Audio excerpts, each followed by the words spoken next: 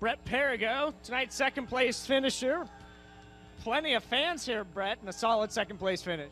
Yeah, I got to shout out the Turn 2 Terribles over there. They're all a bunch of good guys to hang out with and talk to. I really like them.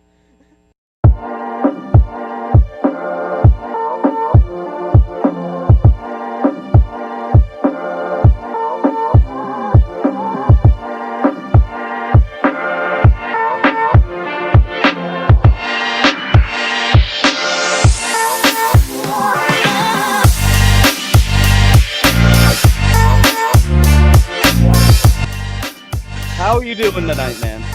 Hey, I'm talking here. You know who you're talking to? Macho Man! I'm on my way to Monday Night Raw.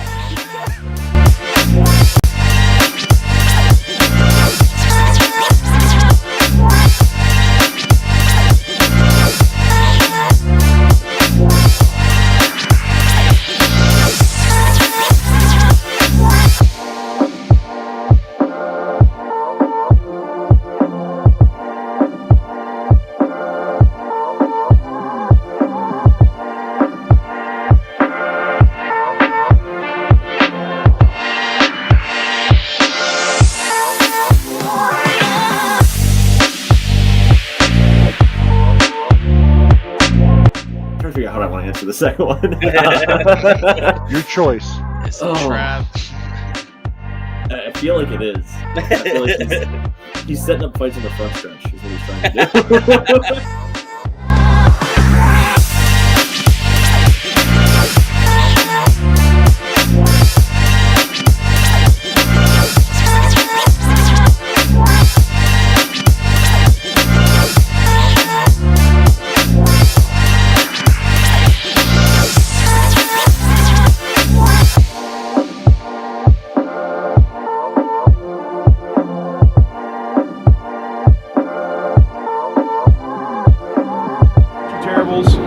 Speedway. We've got Devin Borden with us at Keen Motorsports Shop here with Kyle Keen.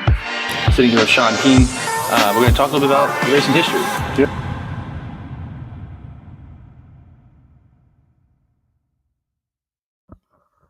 It is Monday, March 25th. What's going on? We are the Turn 2 Terribles. We're going to be talking about this week, the week that was at Williams Grove and BAPS yesterday, and also the World of Outlaws. And we'll be previewing what's coming up here in the next week here. Looks like beautiful weather. So thanks, everybody, for tuning in, as always. People that were watching Billy Dietrich's live stream, that was fun. Him sitting with Chris Frank. If you didn't see it, make sure you go over to his YouTube and check it out. It was a lot of fun. But welcome in, everybody. Chris, Jay-Z, how you guys doing? Awesome, good. Man. Aunt said hi to me. Hi, Aunt. Right, immediately. Right, first comment. Hi, Chris. And Charles said good evening to Jimmy and I, the gentleman, and then Chris. Hey. Yeah, he was just kidding. Hi, so not you, Chris, just us. Yeah, that's fine. At least Aunt said hi to me. Aunt said hi to you multiple times yesterday. It was fun. I didn't hear that, so I'm glad he said it here. Just on the record. So we had a little bit of racing. Saturday was obviously a washout. Both Lincoln and Port Royal canceled. But let's start off with yesterday at BAPS before we go back to Williams Grove. All three of us were there at BAPS yesterday, had an awesome time. Did a little pre-race pit walk and post-race. We'll get to that later. But let's talk about the race. Start with the 410s. Damn, what a finish. 0.08 seconds, was it? 04. 04, 0.04. At the line, Corey Eliason over Troy Wagman. I was a little bummed for Troy. I mean, I was very bummed for Troy, but that race was just great from beginning to end. So many battles throughout. Another great BAPS race. Daytime surface was mint. It was great. What'd you guys think? 100% agree. I when we got there, we really couldn't tell. It looked dry in turn 1. It looked really, really heavy in 3 and 4, and it kind of ended up that way. But it never really dried out anywhere, and it was bumpy in 1 and 2. Very unique line. through the group time trials and the heats. There were guys bottom. They were kind of trying to top slider line. We got to feature time. Guys could do whatever they wanted. There was a top, there was a bottom, there were slider lines, there was cut downs. Yet again, BAPS puts on a fantastic 410 race. And, you know, I got to be honest with you. I was disappointed in how many fans were not there. And we've been talking about this all day. I talked about it all day yesterday. It was 45, 50 degrees. It was sunny. There was, 34 tens. Was it 30? 32, 30, 32. 32, I think. 32 410s. 33, yeah. 20, 33, and 33. then 20 or 21 at the All the eights. big names you want to have in Central Pennsylvania: Troy Wagaman, Freddie Raymer, Danny Dietrich, Justin Peck, Anthony Macri. You had you had some invaders. You had guys from the 358 division. It had all the makings for why are people not there? I don't understand. No one raced Saturday night. So it's not like, hey, budget can't get it done for 3 nights in a row. If you went Friday night and Friday night didn't have many fans, I don't understand it. And it's a little frustrating because if you're in the central Pennsylvania area and you travel to any of these tracks for more than an hour and you've not been to BAPS, you're missing out. If there's a 410 show at BAPS, you need to get to BAPS and watch a 410 show. It's a little track with long straightaways. It's a short track with long straightaways. It's a weird, very different corners. It's challenging. They always have it right when it comes feature time. I've seen what we talk about 2 races in the last 3-4 years that I was like, little let down at the end of the feature. That's it. And they get 8-10 of these a year. Okay. So, and it doesn't matter who's there and who's not there. The Outlaw show was great. It came down to the end. The race in the fall, Danny Dietrich slid Troy for the win. This race, it was like a battle back and forth, and Eliason would lead, and then Troy led, and then Eliason led. Troy started 7th in that race. Do you know that? Yep. Right. So now there was an accident in the front of the field, whatever the case may be, but it was fantastic all the way through the field. Every time I would want to watch the leaders, my eye caught somebody else sliding someone through 1 and 2 to the cushion. So it's just it can't be considered underrated anymore. It's just good. Like people need to get there and fill the stands, and it's frustrating that they don't. What are your thoughts, Chris? No, I agree. Like I go there a lot, for Saturdays, but even the Sunday stuff. That's how it started. The racing's always been good. It's different. It's unique. It's different than what I experienced at Williams Grove or Port Royal. Personally, I'm in the infield of those places. BAPS is different, right? I'm in the grandstands. We're doing a thing. I took my one of my good friends yesterday. His first experience there, and he already ranked it above everywhere else just because the finish was great, the racing was great. It they put a lot of work in, right? BAPS, Colton Gauss, all those guys, they put a lot of work into these 410 shows, and minus the anniversary date last year of the tire cording issue, I same with you, not a bad race. They've always been racy, and you've seen guys make moves and do things that you don't, as a guy that goes to Williams Grove every week, you don't see that. So, I think it was a hell of a race. I think Troy did everything exactly perfect, and I think Corey Eliason matched it by being he is. He countered it perfection, and you saw a great finish, and it was organic, and it was everything you could want in a sprint car race, right? You had 2 guys going after it, and they had a photo finish, and you didn't need any of the gimmicks, if you will. Like, just raced it out. It was cool to watch, and hate it for Troy, but you good for Corey Eliason, right? Like, they made a crew chief change, and First race out. love to see it. Like, Or no, second race out, sorry, because they raced Williams Friday Grove night. Friday. you still First weekend out.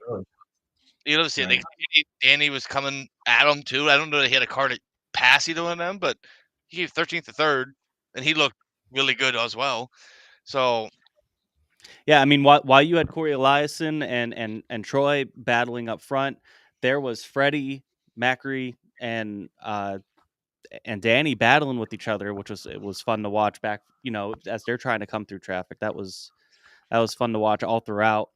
To take a look at, first, before we do that, there's a lot of comments here, all for BAPS, man. I mean, everybody was very, very happy with Randy. What's going on, Randy? Good race at BAPS. Andrew May says BAPS better than Williams Grove confirmed. We're not going that, but we'll see. Every track is it has its own thing. Matthew Bird says Grove needs BAPS track crew for a day race. Ron Rutherford, he had 2 cars out there, one of the best tracks in the country, BAPS. And Dale Sheeler said BAPS is one of the best PA tracks for sure. We all agree. Right? Yeah. Man. Santos de la Cruz. Let's talk about that when it's time. Yeah. Leave that one handy when we get to that. We're gonna talk about this a little bit about some of the things yesterday that caused a little bit of a stir. We definitely want to talk about it.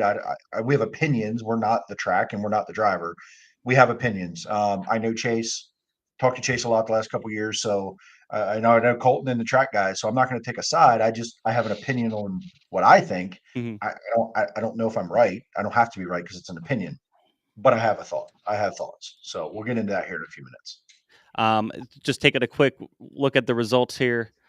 Sorry. Here's your 410s. Corey Lyson, Troy, Danny, Freddie, Macri, Kyle Moody, Dylan Sisney, Skylar G was good. He was up there. He started second, I believe, and he ran up there. Justin Peck from the back came up. It's a great race all the way throughout. There was a good B main. Paulie Collie Giovanni won the B main, but then ended up having to be a scratch, which let Jordan Givler get in, which was bummer for Paulie, but good for Jordan.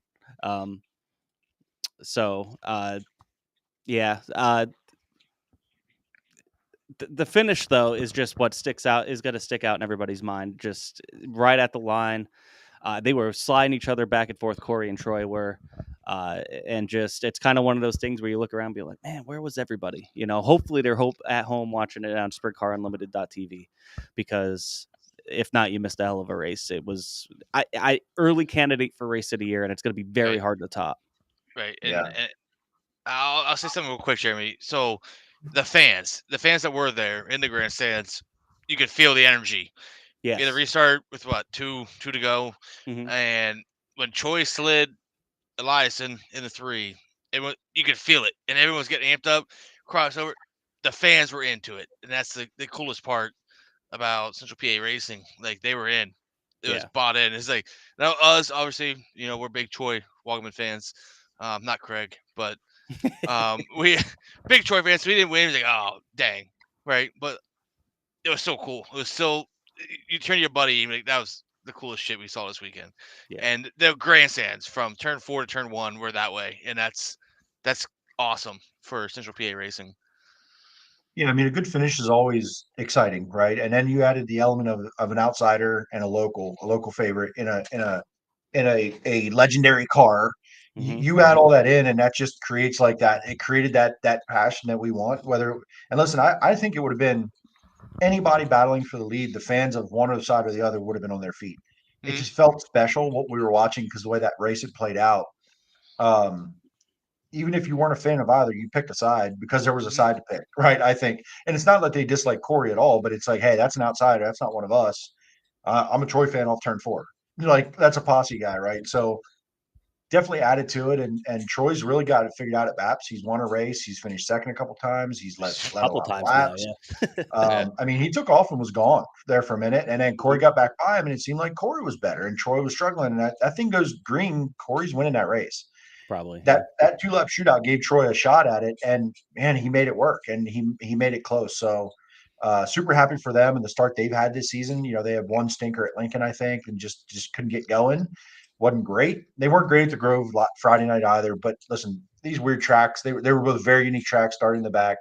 But Troy, that 2017, really got things rolling really well. And Danny, it's no surprise at all on Friday night when we see Freddie and Danny battle for a win that we see them side by side at BAPS on Sunday.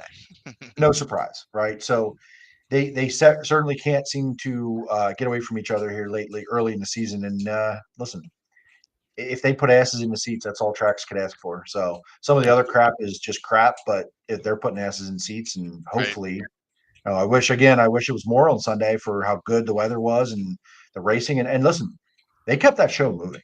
Like, there was not much downtime. The only downtime there would have been is if they redid anything with the track and they didn't have to touch it. It's one of the very very few 410 shows at BAPS he didn't have to even touch the track at intermission, and that doesn't really slow him down there. To be honest, they had all the qualifying events in just over 1 hour. Yeah. Right. Yeah, it was 5:03 or 5:04, and everything was done. All the heat races, all the time trialing, B main for the 410s was done. Very, very efficient show. Right, and that's BAPS way, right? That's one of the things with BAPS. You go there, 4:00 start race time. You're damn close to the schedule, and you know damn well, barring crashes and uncontrollable things, you're going to be done at a reasonable time on these start times. They hold a tight ship. They had that planned intermission, which is good. They want to go do their thing, but they'd have to tear a track up. They didn't touch the track at all, and it was perfect all day long. I think 1 and 2 ended up on the fence. 3 and 4 had a huge curb on entry, and then it was slick on exit, and it made it for very challenging, unique track surface to get a hold of, and you had multiple ways to get it done at around that place. I mean, even I was watching in 1 and 2 in the feature. Troy was on the bottom, Eliason was on the top. Then Eliason started around the slider line. Troy went up to the middle. Then Eliason went to the bottom, and then Troy ripped the top. It was just like this cat and mouse game, and they could do whatever they wanted to do. And that's the luxury of being up front in good air for sure. Yeah. But it was fun to watch. I just want to get to one comment here. To be fair, they didn't park a car in the catch fence this time. That's George Wood, and I wanted to bring his comment up because something that always stuck out to me from him is every single time there's a race at now BAPS, he always says there's never a bad race at Susky. He's always said that, and it's true. Even now that it's BAPS, I grew up going there, and I've said that. I know it. It's very, very rare. Like every time there's a race there, and he's like, "There's never a bad race there." So, every time I see a good race there, that's the first thing I think of is because George. And you see more that into my head. I ignore there than you don't. I ignore anything George says. So, well, listen, he's wise. He's goofy, but he's wise. Okay, we love him. He's our goofball. Yeah. Cody Harlow in the chat. What's up, Cody? What's going on, Cody? Cody, I don't think Cody hit a wall yesterday at all. That's amazing. Good job, Cody. My knowledge, he did not hit any walls yesterday. So good rebound for him to just not hit anything. So good job, Cody. Well, before we go any farther, the next comment, Austin Griffey and our buddy Jimmy here won the 50-50. That's what I was saying about I was upset that Corey beat Troy until Corey pulled my 50-50 ticket. Now I am a big Corey Eliason fan. So Corey, if you are out there, big fan, man. Awesome win on Sunday. I appreciate it. So I this is the second time I won a 50-50 at a race. I won it at Bloomsburg a couple years ago for an URC race, and it was Carberry who won. So I'm also a big Carberry fan. 50-50 at Bloomsburg, you won like $8.63. No, it was honestly pretty close to almost as much as I won at BAPS. So, but yeah, that was awesome. So the backstory: we're sitting there, and Jimmy had not heard Dave Hare repeatedly say $20 for your body length for tickets. I'm like, hey, monkey, you're tall. Why don't you do this? And him and Griffey both bought them, whatever. And sure enough, poor Donna. Salute Donna, the girl. Had to go get another roll from Jimmy to Griffey. And then, of course, I'm at Jimmy's car when I'm doing 50-50, and he won't answer his phone. Yeah, because he was winning. Because I was down there, winning the 50-50. So I'm like, sorry about it. I was a little tied up.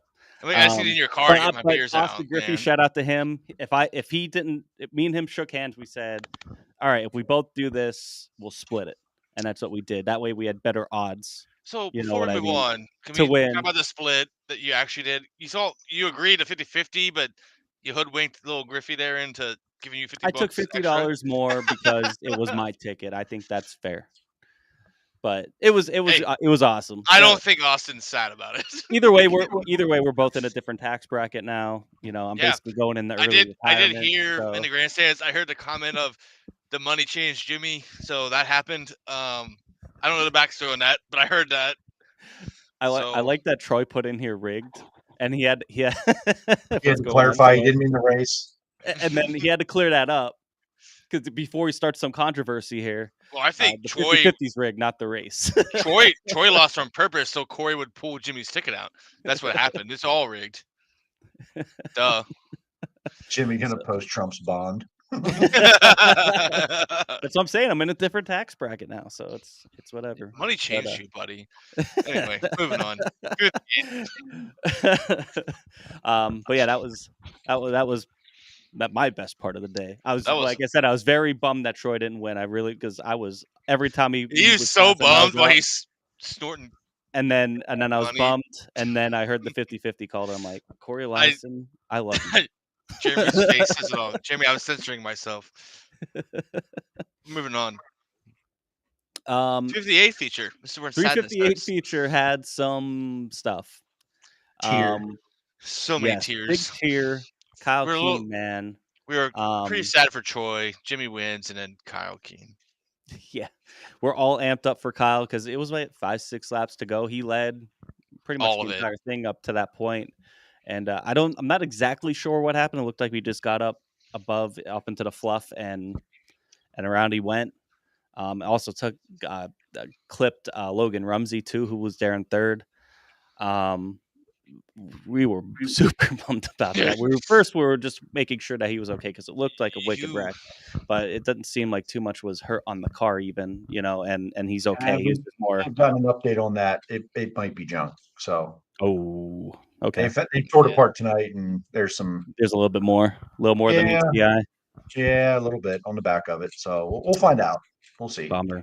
You saw a whole bench row just put their heads down. just Where you put saw their heads nothing against Handmaker, but like we didn't see Kyle come out of turn 2. We knew, and we all just sadness. So I was sadness. standing 3 and 4 and saw the red lights come on. Didn't know. Turn around, saw it, and I'm like, I don't see Kyle. That looks like his car up there. And I started yelling obscenities, and everybody standing around me is like, "What the hell's wrong with this guy? Like, why is he just yelling?" And I'm like, nobody in there knew that I'm It's our biased. boy. I'm rooting for Kyle. Again, I'm not rooting against anyone else, but I'm rooting for Kyle. That's our boy. Yeah. And yeah, man, it sucks. And he was doing such a great job. I think he, I think he wins that race, other than a mistake, and the mistake happened. Unfortunately, took Logan with him in third place car for Logan. He had a great run going against some really good cars, right? So sucks for Logan as well, but that's part of racing, getting caught up in somebody else's mess a little bit there. But sounds like everybody will be recovered now and hopefully out this weekend. I don't know about Kyle. Logan already posted. I think they'll be ready to go for Friday. So Williams Grove, but man, it sucked. 14 laps in on 20 lap feature. And listen, he led that entire race, and he was leading some of the best, and keeping holding his own against one of the best in the business. He was gapping them at one point, like almost a full straightaway. So super disappointing. Really, really tough to watch. Is just like everybody, you're a fan of somebody, you get emotionally involved in their success and failure, and roadblocks, right? Yep. So it sucked. It sucked for sure. And especially for a guy that believes so much in us, right? With Key Motorsports coming on throughout the time and really being a big fan of us from day one. Like that connection is there. And I saw him after the race. I'm like, I just want to hug him. Like, I just want to go give him a hug. Like, it's okay, buddy. Like, I just feel so bad. Lose the first win. I think he'll get it. Yeah. And I think he opened some eyes because, he was there, but he was there, and he really got to see him like lead and look good. He was leading, dominating that race. Tyler makes a good point though. So, our heartbreak, Kyle Keene's heartbreak, opens the door. Doug Handmaker gets the win. Big win. I mean, we definitely fumbled this in our pit walk. We talked about this in the grandstand, Jimmy and I, and Jeremy mentioned today. We didn't pick him because we're dumb. That's the only answer. We're dumb. We're dumb. I picked Kyle Keene. I look smart, but I'm also now dumb. So Doug Handmaker wins the race. Derek Locke gave a little bit of a challenge. Yeah. Derek was coming through. Good at the end of that race. Derek his car was really good at the end of that race for sure. So Derek P2 and P3, Tyler Rutherford, first podium. So Tyler Rutherford brings it home third. He hung in there really strong, right? I think he dropped back a few spots, and if you don't get that lead in turn one, that clean air like Kyle did both restarts, the initial start and the second one, that's tough. And then you get a little bit dirty air. He's young, and you got Derek Locke and Doug Hammaker breathing down your neck, and like he held his own there and take advantage, could be in the right spot to take advantage, get a third place, get a podium, his first career podium. Shout out to Tyler. He had a little bit of a rough start at Lincoln the other week in his first start of the year, but huge rebound for him. It's got to be a confidence boost. He's only going to get better as he gets more seat time. He's never raced anything until he got into 358. So just a really, really nice job there. Dylan Norris, P4, he was coming through the field there, definitely had speed, that. Steve Owings, 5th, actually. So I picked Steve Owings in that one. I'm sure he was wanting a little bit more there. But the one here that stands out to me is P6, Aiden Hare. Second career 358 race. And at the end of that race, he was right there with Steve Owings running that green flag run, those last 6 laps, keeping pace with Steve Owings. So, Aiden learned a lot that first race at Lincoln, his first career race. I know it, made the laps, comes back and runs P6. So shout out Aiden for sure. And April chiming in. Hey, thank you, April. I didn't know this was happening. I'm 6'3", man. I'd have gotten like 8, 9 more like I didn't even know this was happening. I didn't know we were doing this. Like I'd have been down there, man. I'm in. You are the tallest monkey, so that would have made a lot of sense. I am for sure. So I want to go back to Tyler Rutherford real quick. Shout out again to him. Yeah, I talked to Ron at Motorama, and talked about Tyler's confidence building. I mean, you kind of seen it over the course of last year. They had some mechanical stuff, and him just building as a driver.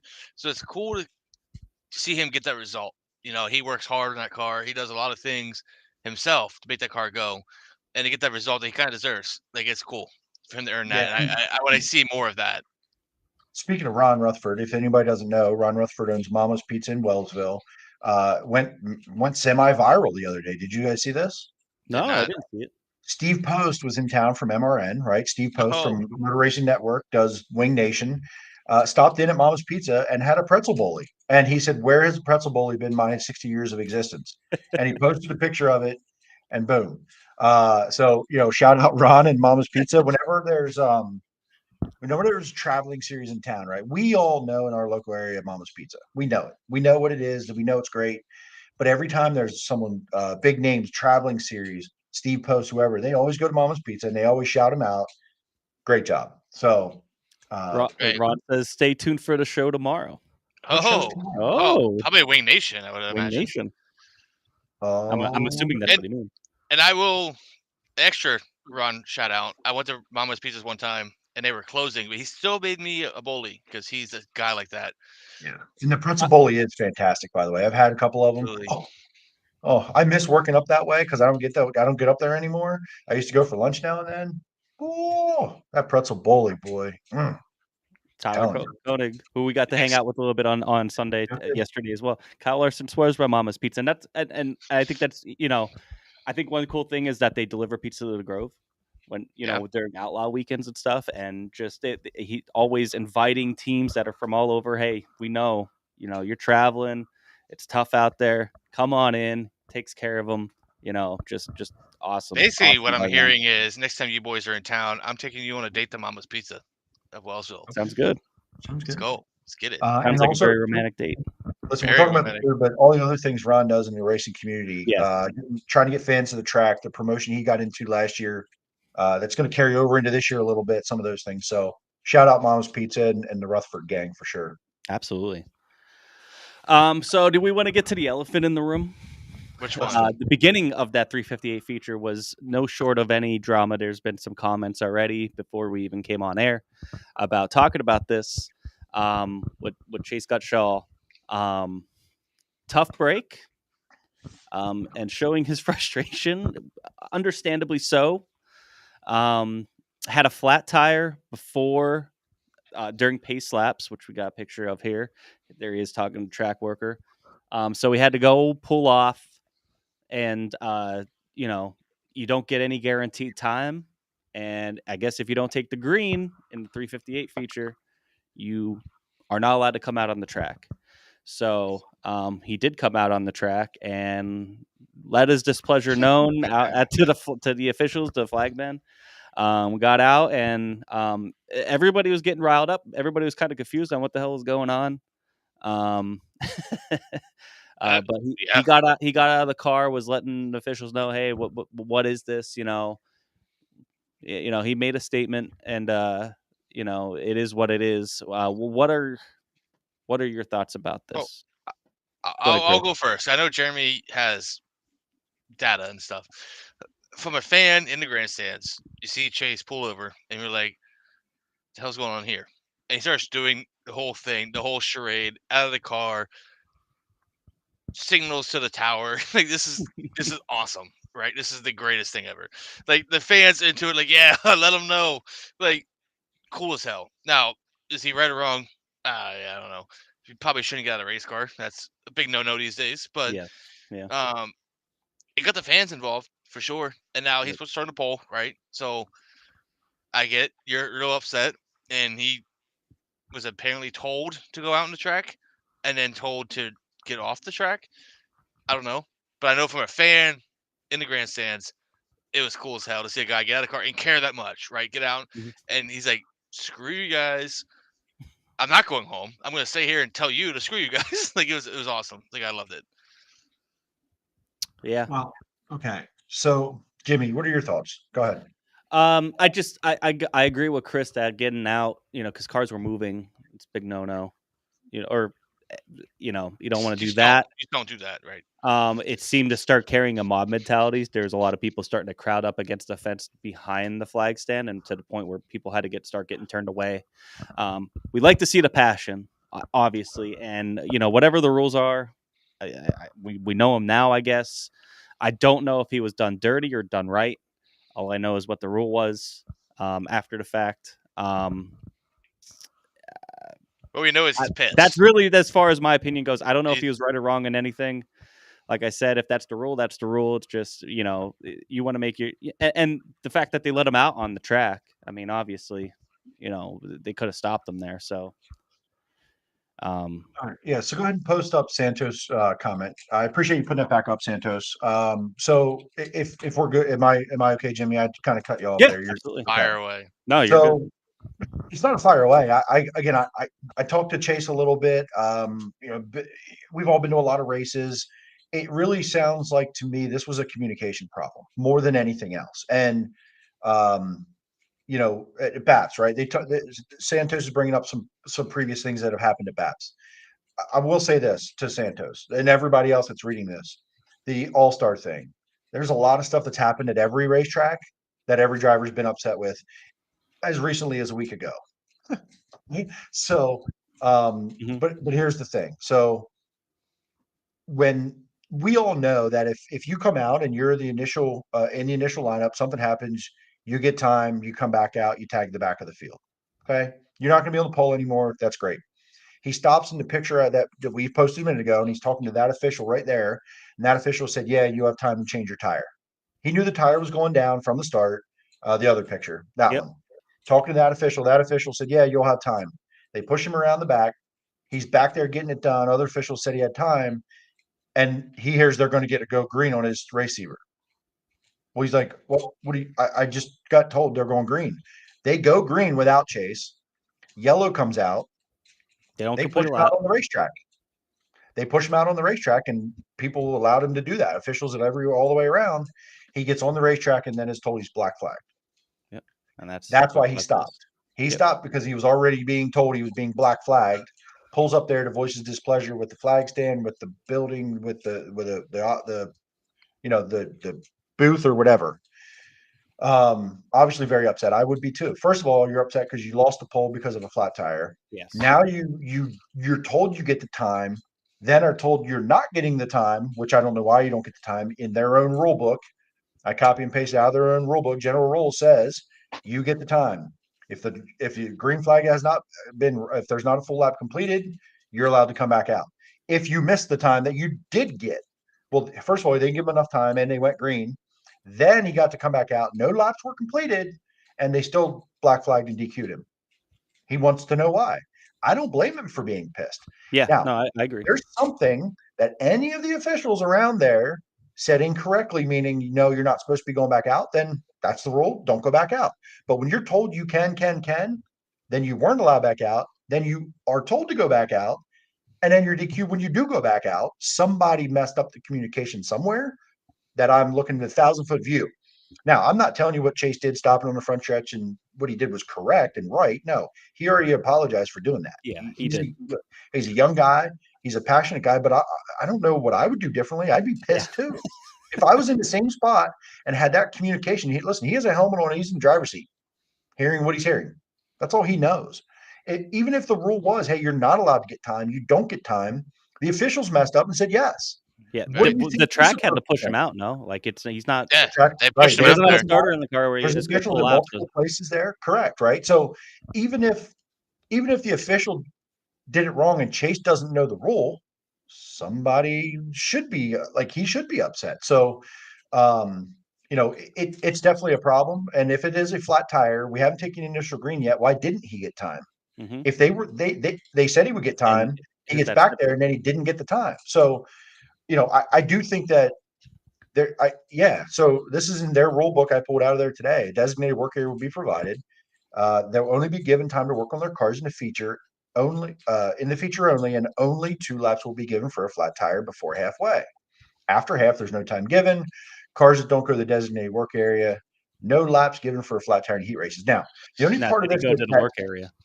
but is there a work area in 358s in the infield? No. If No. there is, there's no tires in there. Nobody Mhm. brings tires in the infield. So that work area must be out back. Now, I don't know what happened back there. Again, I'm just opinion here. Okay. Don't know. But Yeah, and that's the right. thing. Yeah, Steph makes a good point. Only if you take the green flag. Take the green flag part seems to be the problem. From sources in the pits said because you didn't take the green flag, Okay. he didn't take the green flag. So now these rules apparently don't apply to him. I don't say that they're right. I'm saying Yeah. that that's how they're being applied. I'm with you, and I got that out of there because it's a flat tire, Mhm. whether we've taken the green flag or not. Even if he didn't get the time, we didn't complete a lap. So why Right. wouldn't he be allowed to come back out? That's a dumb part of the rule. Right. But So, the Ant Bay's in here saying same thing. So they didn't take the green, but still, it's dumb, right? As a fan in the grandstands, you see a guy pushed on a pole, has a flat tire. Clearly, nothing he did. Goes to get Wasn't changed. there somebody else that had a flat tire too? But Well, there was somebody else scratched. Cody or Fletcher. something? Cody Yes. Fletcher had a flat tire. Billy Dietrich had a flat tire in hot laps. In Group 1. Well, I meant back out. just for the 358s right Cody before the Fletcher, feature. left rear, same thing. Devin Borden had one. So there's a trend, right, of random Well, ass flat flat tires tires. happen. I'm not blaming the track for flat tires. No, I'm saying is there's random events. Yes, Fletcher had one. No, It wasn't under green though. It was like lining up, and they went it's flat. the situation, right? It's a situation, and I couldn't find anywhere in the rule book that said under green, not under green. I tried to look, right? So, Thank you, Ant. Wyatt pulled off before the Right. green. I knew somebody else pulled off before that because that's what got Kyle up a couple spots to start on the front row. right. So, and he's not coming back, so it's not a big deal. So, I just think it's a communication thing, right? And if Chase had said you're good and then you're not good, I'd be mad too. He's not only already pissed off because he lost the pole because of a flat tire, now he's told he can't race at all. And he knew he had a great race car. He won his heat race by like 5 seconds. So, I don't blame him at all for being upset. I don't like the way he necessarily handled it. I know that I would be like cheering, like I'd be hyped up too. But that's really not the way to do it. He knows that, and he apologized. But at the same time, I just think it's a communication problem. I think that led to all this is communication between everybody involved with this decision and the way this went down. So, it sucks. It just sucks because there was no reason for him. There was nothing that should have. I don't see a reason that he should not have been able to tag the back of that feature. Does anybody else in my chat No, in this this chat? seems dumb. This seems dumb. Does anybody else feel like he I should don't not have been feel allowed back on the track? Other than the fact that you have to take the initial green and he wasn't able to. Which is fine. If that's the rule, then I get it. It's a dumb rule. Let's fix it moving forward. I do think Chase Gutschall got a bunch of fans from his thing. Fans want to see that from drivers, right? That's why they gravitate towards the Danny Dietrichs of the world, the Freddie Ramers of the world. BAPS isn't a fan of Chase, for sure. Give or take. I'm umbrella terming. But a lot of people in us grandstands now know who Chase Gutschall is. And he probably gained some fans. Sure. I do want to. Santos has had a lot to say on this, and I just want to read his last comment. Absolutely, every track has had the incidents. I just have heard from other fans understand that's why they don't go to BAPS, because it seems like a shit show / poorly ran, like this miscommunication aspect. I don't agree. I love what Gobrecht and Colton have done with the place, and I am a huge supporter of BAPS. Was just putting in my 2 cents on the initial topic of why their attendance was down. That's all. Love what y'all do. Thank you. Yeah. Thank you for your comments. Yeah. 100%. And so Dave Hare announced, Ant Bay's here, put up Ant Bay's. Dave Hare announced that you have to take the initial green flag per the rules, but it doesn't say in the rule book. I didn't see it. And if it's a gray area, so that's fine. If you have to take the green, or excuse me, you have to take the green to get the 2 laps. Okay, so if he didn't take the green to get the 2 laps, then they were going to go green. The yellow comes back out and he's ready. Does that mean he is DQ'd for the event?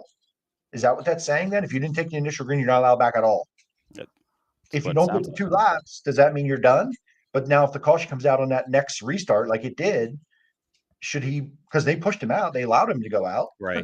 And then over the radio said you're black flag. So again, even if Chase did it wrong, which he didn't have control over, there's it's poor communication to the driver. Well, I think Tyler Koenig touched exactly what's going to happen now.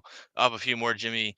Guarantee you they're going to rewrite this rule to make it more clear, which is still something that should be so easily done already. But here we are. It's unfortunate. It's unfortunate for Chase. It's unfortunate for BAPS. Again, a weird thing I guess you probably get from not having 410s weekly or whatever, but it's unfortunate. I don't see the problem with letting him tag the rear though. Like, why is that a problem? Put up George's comment here. Sorry, Chris. Because here's the real answer. Take the green flag with a flat tire, be the reason for the yellow, get your time to work area. This is why he stopped in that picture I took to ask the official, because he rolled around there for laps getting ready. When Wyatt pulled off, he was rolling around there with the flat and was going to continue that way. He stopped to say, hey, if I go in and get this changed, do I have time? And the official said yes. Yeah, that's what else should he do? That he stopped to ask that question. He stopped to ask the question. He knew he had a tire going down. Kyle King pulled up beside him. He knew he had the tire going down, but it wasn't flat. I mean, it might have had 1 pound of air in it, but that's why he stopped to ask, if I go, do I get time? And they said, yeah, you do. So they got to know your own rules.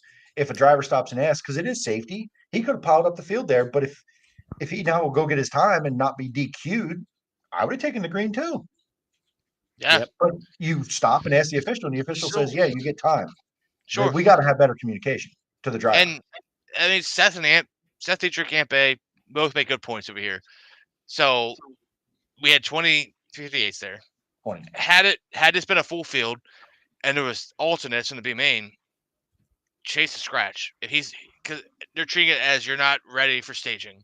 You're on the track. You can't go green. They're pushing off the 5th place in the B main, or whatever it is. So I guess hold them to that.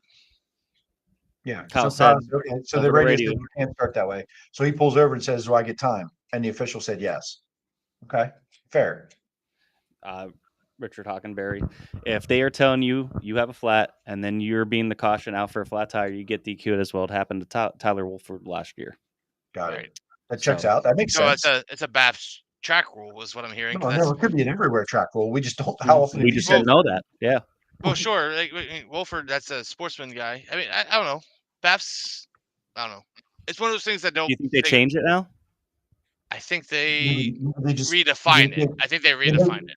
I don't know if they have to. If their rules are set and they like their rules and it's clear, they just have to let everybody else that works there know. Right. No, you park it. We're not letting you run. Yeah. We're not letting you race. You don't also get time. Sorry. 100%. And you get pushed back and race goes on. I mean, theoretically, you got to tell him that when he's going off the track, so he knows not to try to change the tire, come back up. Not him. You got to tell the officials in the. That's what I'm saying. Those the guys. officials got to tell. The officials have to be the one to communicate when he stops and asks them. Yeah, Bay's probably right, but it's a communication thing. I think be clear, and it's just I don't know. It's one of those bugs by having. This isn't their weekly deal, right? And whatever rules they're using for 58s, BAPS doesn't have track rules for that. So whatever rules they're using, I'm guessing are Lincoln or whatever, but who knows? Well, and here's the other part. And would this even be a topic if he was 17th and never came back out? Or I mean, if he got in his car again, then like yeah. it's big because he stopped up there. He was the Yes. pole sitter. That passion Right. came out. I don't blame him for that. I don't blame him at No, all. I don't I don't blame love his him one bit. execution, but I don't blame the passion or being upset about the mixed signals he got. Right. So I again, don't I blame just him one bit. One if it's bit. communication, if the rule's the rule and the rule is clear and the rule is, and that's what should have happened the way it went down, okay, I'm in. But your officials can't say something different. Right. Even though It's the main tower, right, Oz up behind the curtain there, knows the rules and that's the rules. Everybody has to know the rules. You can't have your officials down on the track saying something different. So that's all. Yep. It is what it is. That's right. It is what it is. It's racing, right? And listen, there's at the end of these races, it's almost like an NFL analogy. There's always 31 pissed off teams at the end of the season and one Super Bowl winner. So everybody at 31 teams end up losing their last game of the season. They're not happy about it.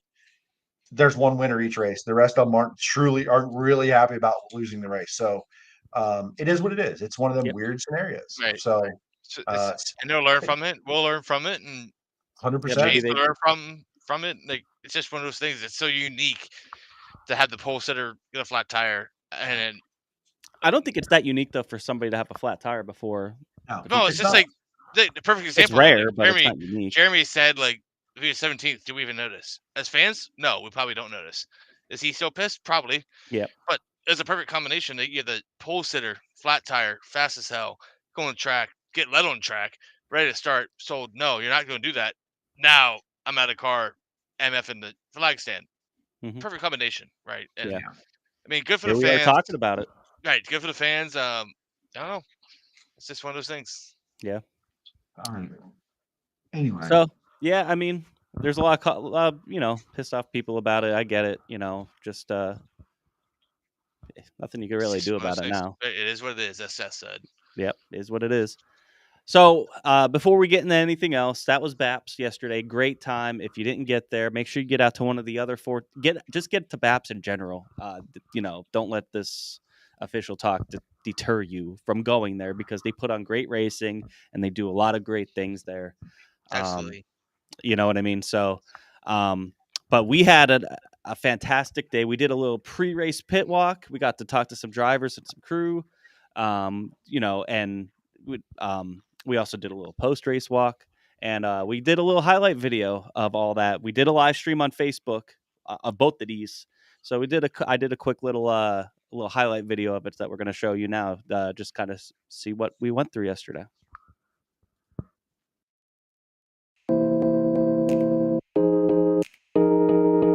Can't even give us a hot dog off his hot dog roller. There's a hot dog roller? That's why he's fast. That's why he's fast. He's got hot dogs. Hot dogs on it in the trailer. Sharp looking car.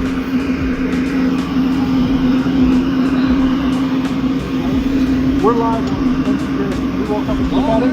Here, go check out the hot dog. We're going to check out the hot dog roller. Kenny Edkin live. Where's the hot dogs at? Up there to the left of the top of the counter. Fridge and everything. Oh, here we go.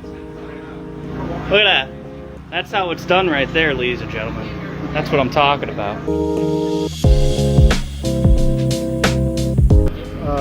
There's Steve Post actually talking Steve with Post, Corey Eliason. They're more famous people, not dummies like us. Now Kyle Keene. Yep. This is T2T. This is T2T. What's up, Kyle? What car do we have today? A car. Which one? 17K. It's a 17K. What division will you be entering today, Kyle? 358. All right, we got 358 in there today. This guy says vagina and doesn't even have a car here. I'm smart. It's at home on the stands. So Ant Bay, crew chief of the 00 for Shady Smith Motorsports, and Kyle Spence. Kyle Keene here. Definitely. So did you draw yet? 29. You drew a 29. Yes. Where does that rank, you think, in the scheme of it? Probably 4th or 5th. Okay, so 4th, 5th in heat race. Do you know how many cars are here? 20. 20, 358. So that means there's probably 40 410s? 33. 33? Oh, that's pretty close to 60. So I was concerned about it being a little light on 358 based on some math and going, hey, some of these guys that run a 358 may have a 410 in the shop and bring it here, right? They test here, a lot of laps here, so some guys will jump up and do some 410 racing, and that's happening today. And actually, here's another celebrity coming. Look at this. This guy's already won a Look at race this. this year. Troy Wagaman Jr.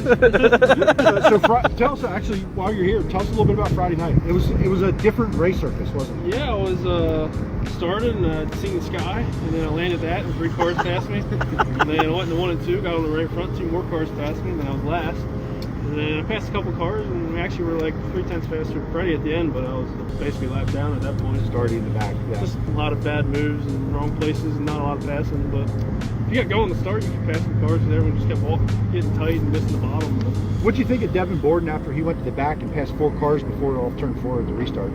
Were you confused where he came from? Yeah, he's done it like 6 times before and gets penalized every time, so I really don't understand what the point of it is. But like, there's a cone there, like you can't pass before it. But I was confused. I thought they were gonna throw the yellow, but yeah. Well, the red flag came. Actually, the red flag came out with the other red. There's JJ Loss going by, another celebrity. Look at him go. That's his 410. Have you been drinking? Not a lot. But listen, it's Sunday. It's sunshine. Sunday fun day, baby. Yeah. Sunday sunshine. Yeah, Nice out. Standing in the mud. But, so ready to go for today? Yeah, I think so. What's the track look like? Have you been out there yet? 1 and 2 looks hard, but 3 and 4, like when you get in the 3, it looks like there's water laying. So I just talked to Gerber. He doesn't know if it's gonna dry out until we basically go out there. So let's see. The way it typically ends up, hot laps is blowing dust, and we get a good feature. Yeah. So, you know, if you subscribe today, and you buy the pay-per-view here for BAPS and Sprint Car Unlimited TV.tv, I think. Yes, .tv. It's going to be something to watch, and I think we have. I'm going to talk to Colton, by the way. There needs to be more 410, 358 shows here than just this one.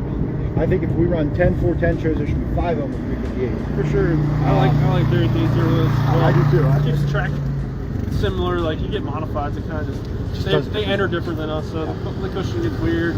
But there's nothing wrong with it. Some other celebrities walk by. Tim Blackstone, Cameron Smith. What's up? We're live on T2T, guys. What's going on? Ready to go today? Yeah. All right. Are you going to run? Yeah, we're all going. All right, drivers meeting. We'll stop holding them up. No. Yes. Yeah, that's Jordan Gibbler. And Cody Harlow. Hey, there you go. Nat Tucky and the boys here, ready to go today. Everybody's heading to driver's meeting. Hey, yeah. Steve, he's ready to go. Take photos there. I guess.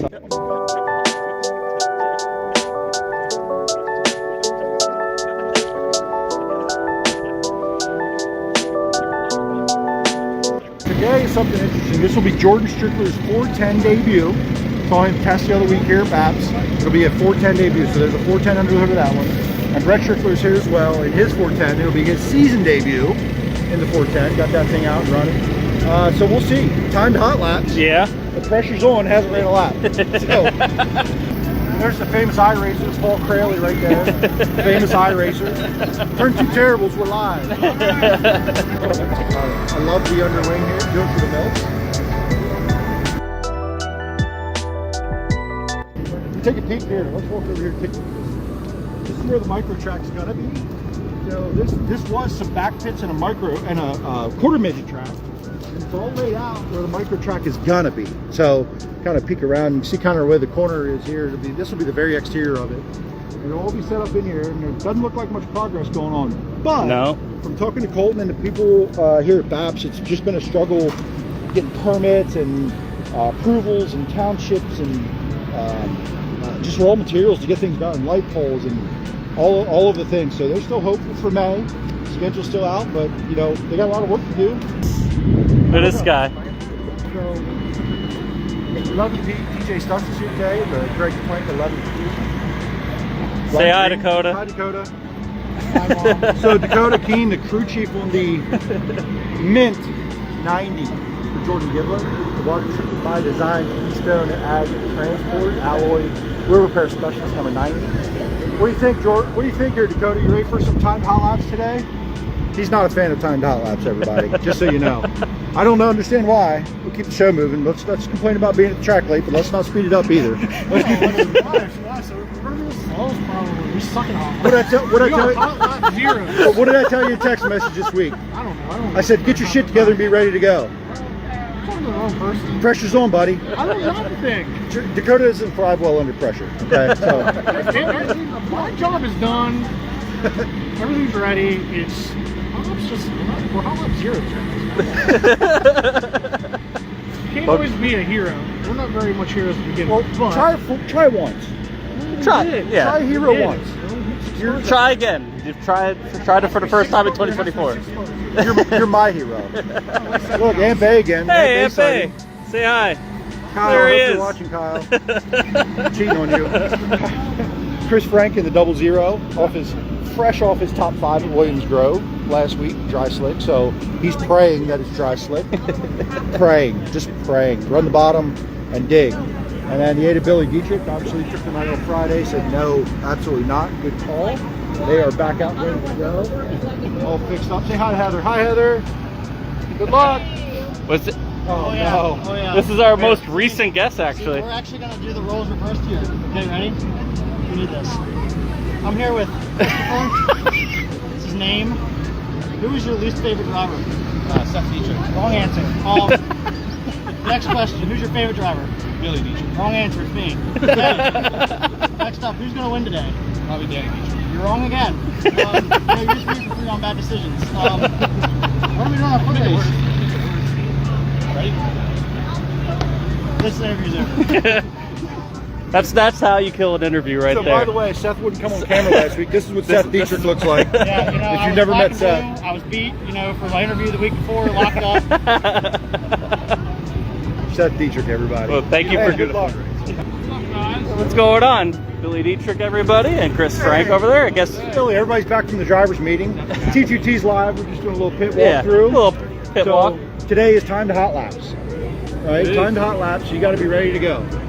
What does it take different than you go out for hot laps? Are there times where you make a lot of changes after hot laps? Or is there anything, or you kind of come in and say, predict what it's going to do and you go out 5 minutes later? So today they're going to hot lap us first. Okay. Even dates are going to go second all day. So that ideally you'd like to see them, burn the track in a little bit so you have an idea. But kind of just shooting in the dark. So I would say everybody's just kind of guessing. Really, unless you're in there's 4 heats, so essentially it'll be 8 groups, hot lap groups. Okay. So you're better off if you're in probably towards the end. But. Yeah. And I think it's kind of one of those things you can love it or hate it, but everybody's in the same boat, right? Everybody's tying their shoes the same way here. They're going to go out there without any laps on the track, and they're going to say, well, we either got it or we didn't. Nice thing about this is it eliminates the bad fill draw. Doesn't That's matter true. how many times against, it might be 8 cars a day. It eliminates a bad pill draw and sort of that hybrid between what the All-Stars used to do where it was timed with the group, but yet we don't have a session here and then another session, and they keep the show moving. So if you're a veteran like Billy Dietrich, come out here, knows BAPS, ran a lot of laps, you hope you have a little bit of an advantage. We're saying, hey! Brett Strickler, everyone. Thank you, Billy. Good luck. Are we live on the tape? Yeah, we're live. We're live. Oh, good deal. I need 2. I have the 2 white turn 2 terrible stickers. I got to Hell yeah. A celebrity right here. It's celebrity. Absolute celebrity. Mr. Loose Video. Good luck, man. You ready to go today? I'm ready. How many cameras do you have today? All cars? Yeah. 4 cameras. Front and back on 2 different cars because I don't think forward-facing stuff isn't going to be real good, at least till maybe the feature. So I ran backwards. At least I know I get something. You also have cameras around the track. I'll put some. I'm not even sure yet where. Okay, I'm going to figure that out. So you don't follow, I think the whole world does, but if you don't follow Loose Video yet, go see Loose Video and all the stuff he does. You want to know what it's like to be in a sprint car, be near the wall on a sprint car, look from the front, back, side, top, bottom of a sprint car, suspensions, drive lines, Loose Video. Go through that and check it out. So, absolutely. Thanks, man. Live on T2T. Good luck, man. Thank you.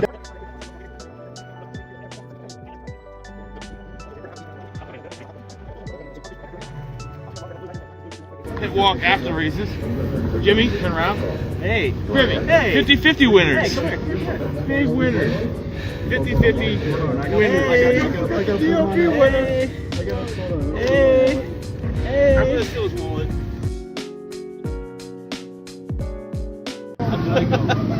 Hey.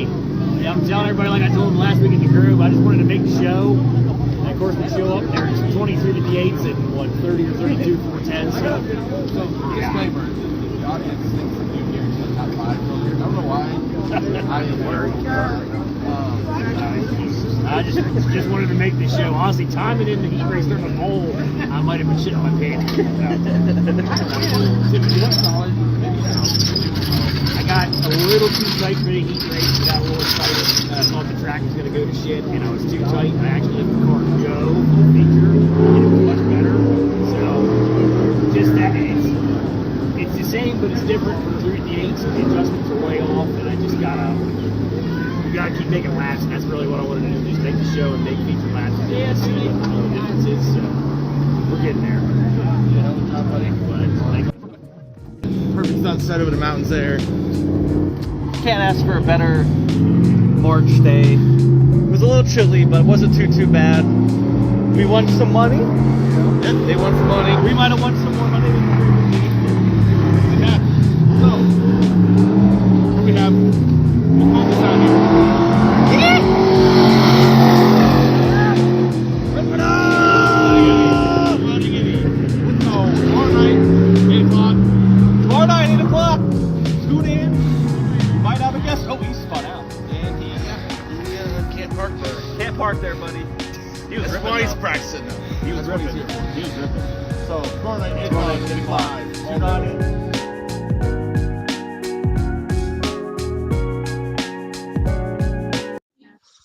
That was a lot of fun. Thanks everybody that when we came through the pits didn't yell at us and tell us to go away. Yeah, and we had a lot of fun with it. Kind of the idea was, Jay-Z really was the one. In the morning was like, like Michael Waltrip style, just kind of go and go through the pits and do a live thing. So we're gonna look at trying to do some more of that type of stuff. We had a lot of fun with it. It looked like everybody else had a lot of fun with it. Yeah. Except for Chris Frank, who we kind of kidnapped there at the end, and Billy, who also kind of got kidnapped. Thanks to those guys. They both, like Billy trying to slank away to get his driver's uniform on. I'm like, nah, you come here, buddy. Chris Frank was trying to go home, and I'm like, hey, over here. Oh, yeah. Bug guy, let's go. It was a perfect timing too with the street stock out there, and then he looped it, but he was ripping, dude. He was out there. We have no idea where that car came from. He was on the track. We're like, oh, there's a car on the track. That's crazy. Got some bonus action. You know what I mean? Yeah, that's what I'm saying. So great day at BAPS yesterday. It was a lot of fun. We all knew we were going to be there early enough and have that time. Some days we all have different schedules coming from all over the freaking state. We don't always have the time pre-race to do that, get in the pits. But it all really worked out. That was a lot of fun.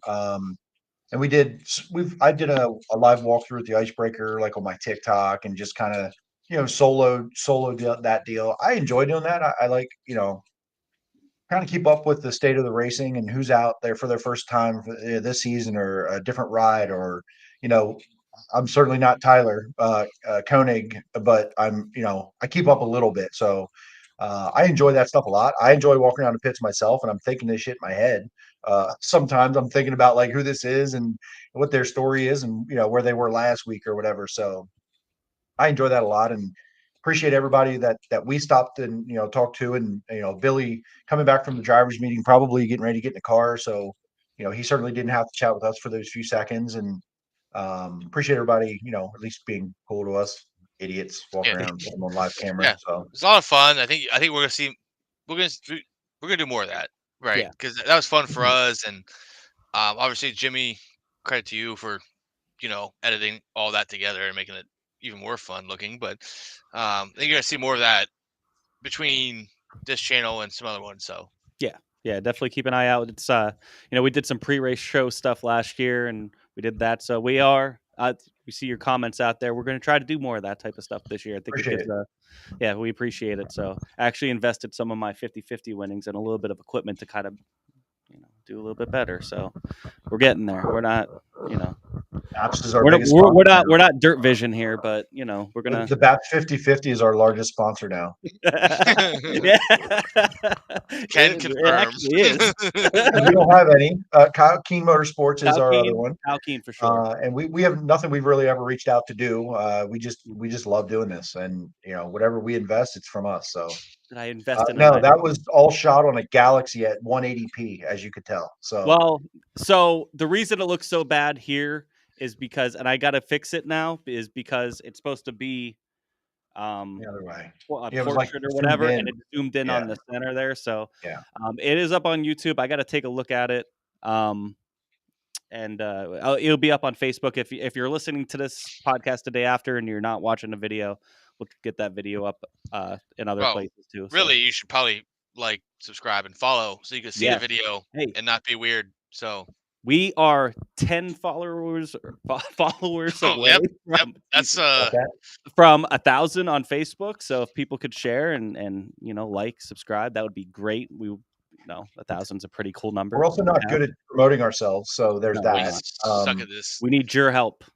We just enjoy doing this and talking about racing. So all these other things to actually grow a brand or a show or what we do, we're terrible at that part. Yeah. John Crawl shook my hand. I was over the moon. Like, oh, John Crawl remembered me.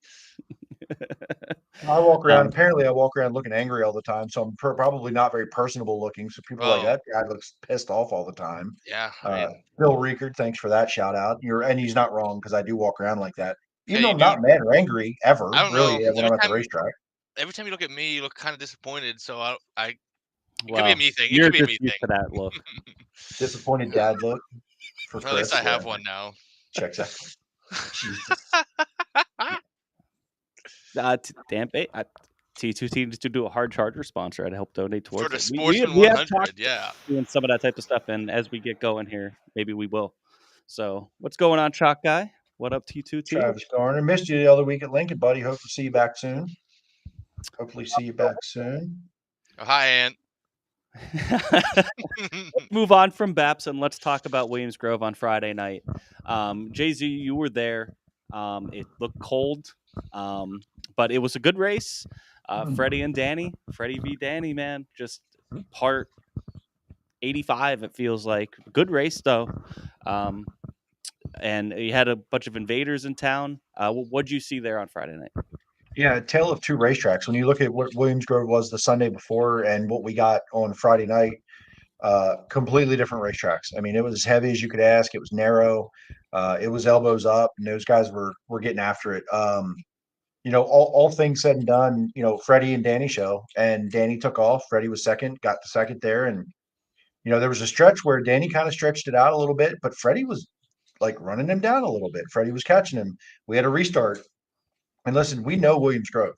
The guy with the lead, gone. Okay, gone. Freddie was able to keep pace with Danny. So you knew Freddie had a good car. You just didn't know how it was going to end up. Are they going to what kind of haymakers are going to have to be thrown to make a pass for the lead? Are they going to get the live traffic? How, who can run what line? And, I think Danny actually talked to Jeremy Elliott after and talked about, he just didn't have the better car. He was a little bit too loose, couldn't run the cushion as hard as he wanted to. He just got beat by a better car that night, a better setup. And he admitted to that. And Freddie was hooked up, man. He had his car tight enough, and they both are pretty notorious for not notorious, but they run tight race cars. Freddie's car was just a little bit better, and he got it done. He wins this round. So overall, good night. It was cold, but I had a great time. And honestly, I'm not going to say this on the show often. Finish that sentence. The late models were the show. I was going to make that comment. Watching on Division, the late models were they only like 13 of them there or whatever. They were ripping. They were fun to watch. They were ripping around that place. They have listen. Late models already have cool attitude anyway, man. They're just they're just badass. But on a heavy cushion, gripped up Williams Grove, where they got to make these cars turn somehow, man. That one car from the Bedford area, I think, man, he was on two tires, almost rolled the thing while making a pass for the lead in a heat on Drake Troutman. Like, man, it was cool. Listen, I know, but I honestly enjoyed it. A couple of years ago, the World late models were at Williams Grove 2 years ago.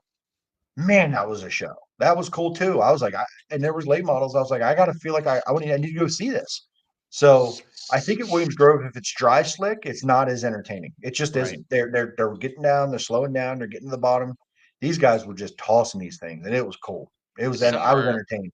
Somewhere out there, Austin Berry is reeling in his fishing rod. He goes, I got this guy. I'm gonna reel him right in. Austin Berry and I are now best friends. So he's like, I got him. Hopefully he's out there tuned in, or hopefully he tunes in or listens to it. Or we'll have to send him. He's like, I told this monkey, and he's figured it out. Good job. Pretty much. Listen, I do. We've talked about it on here. We enjoy watching late models at Port. We've enjoyed that. It's a different racing, it's for sure, than what I just saw at Williams Grove, and I don't mind either of them. I've always enjoyed watching late models when they were at BAPS Susky back in the day. I like when late models are at Lincoln. They have to really get the cars to turn at Lincoln too. I enjoy it. So yeah, man, I hope so. If that Lucas Oil show, there's two of them this year. That Lucas Oil show at Port, and I believe it's Lucas Oil going to be at Path Valley later this year. World of Outlaws at Path Valley. World of Outlaw late models at Path. I don't. I got to look at my schedule. I got to look ahead on the dates. I gotta go see the late models, super late models at Path Valley. I got to see it. I think I have to see it. So, just super entertaining for sure. Steph with a good comment here. I was wondering why they even put all four tires on the cars. I mean, I don't think that left front ever touches the ground in a late model, especially at Williams Grove. But yeah, they were fun. I mean, I was always one to say I'll watch late models at Port Royal. Otherwise, whatever. But I was thoroughly entertained, at least watching it from home on Friday night on Dirt Vision. It looked that one car was on two wheels, and it was fun. It was fun to watch. So about as good as the 410 feature for sure. Just going over the results here real quick. Freddie Raymer, Danny Dietrich, Corey Eliason, top three. Corey Eliason, great weekend for him. First week out with Jim Shuttlesworth, coming here to PA. Kyle Moody with another good run. Justin Peck moved up through the pack. And Anthony Macri, Dylan Norris, Chase Deeds, Dylan Sisney, TJ Stutz round out your top 10. Yeah. Oh,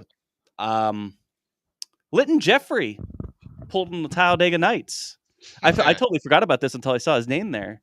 Him and Anthony Macri, I guess, got together on the front stretch. Litton went for a ride, and then all of a sudden, you're hoping he was okay, and then all of a sudden you just see him darting, running, jogging down the front stretch all the way to get back to about basically almost the bridge, not quite the bridge, but like the pit opening where Anthony Macri was sitting, and he had some words for him while Anthony was sitting in the car.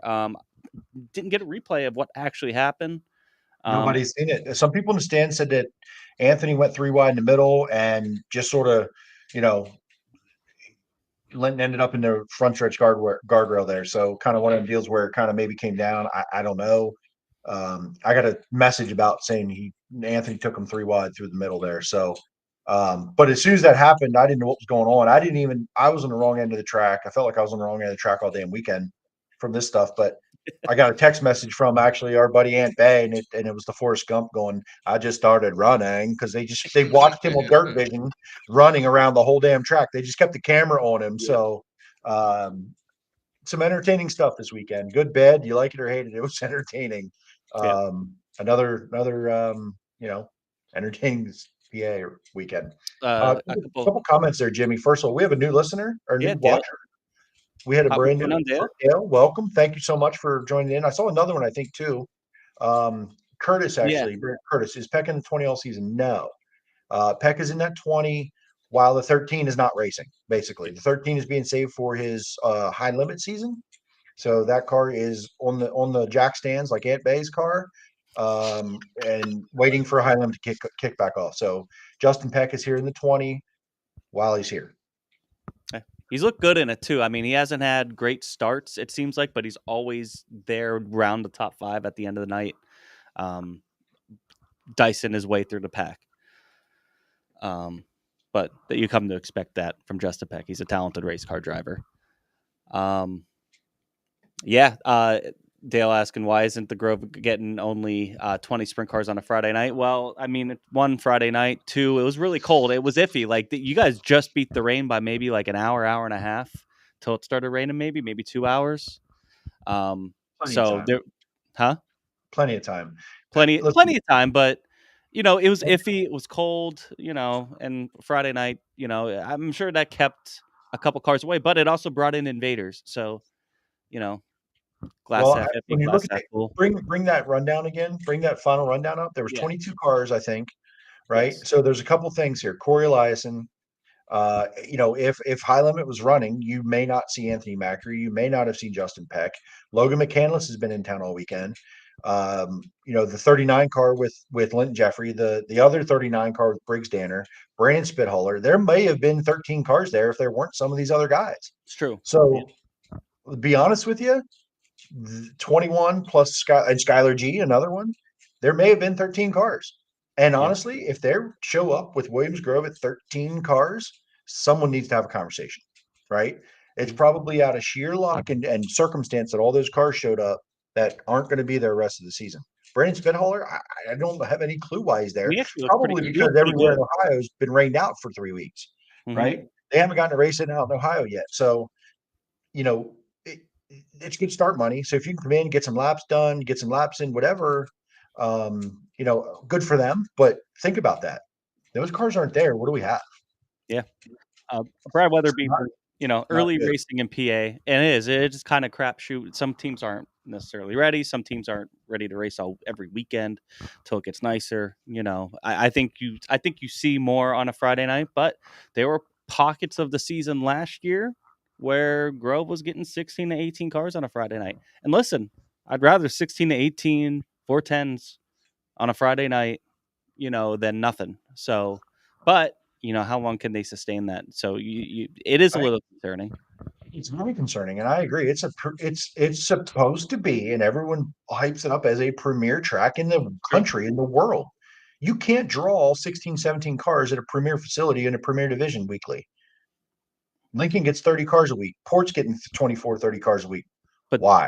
Don't you think the day of the week has a lot to do with it? It shouldn't. Friday is hard if you're for racing people in to Central PA and you're committed to it, it shouldn't. No, it has. I agree. It hasn't in years past. Why? Right? The questions have to be asked, and I think we all know. We as keyboard warriors can all make our opinions on what it is, but only the teams can tell us why. Right? Yeah. They're the ones either going or not going. And to be honest with you, some of those weeks last year, they got 16, 17, 18, 19 cars. There would be 3 or 4 every week that wouldn't be regulars, but they're showing up because they get the start money and the tow money. Mm-hmm. So just saying, so. Yeah. Chris, what do you think? Grove is your playground. Not anymore. I didn't go on Friday either. I don't know. I get it. The pay's there, right? Like the history's there, the pay's there, but at some point, opening day was not good, right? For whatever reason. Pick your reason, but otherwise, it's going to be. I think Jeremy, you said before, average winners from 2.4 or some show like that last season. They're doing random draw shows now. When did they go to handicapping? It's probably another 2 weeks yet. Yeah, a couple weeks. Why bother unless you're tuning up? You see the Grove pick up closer to National Open or Outlaw shows because guys are tuning up. Even Lance Deweese and the Sheer guys never on their schedule.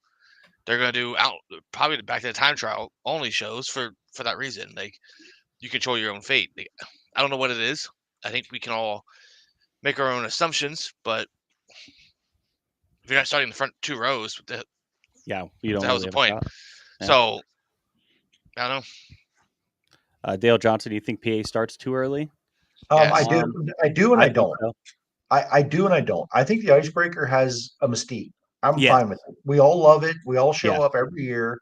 But we don't need to race every week after that. We don't need to race every week after. Certainly Friday nights at Williams Grove don't need to be happening in the 3rd and 4th week of March. We don't need to be doing night racing on Friday nights.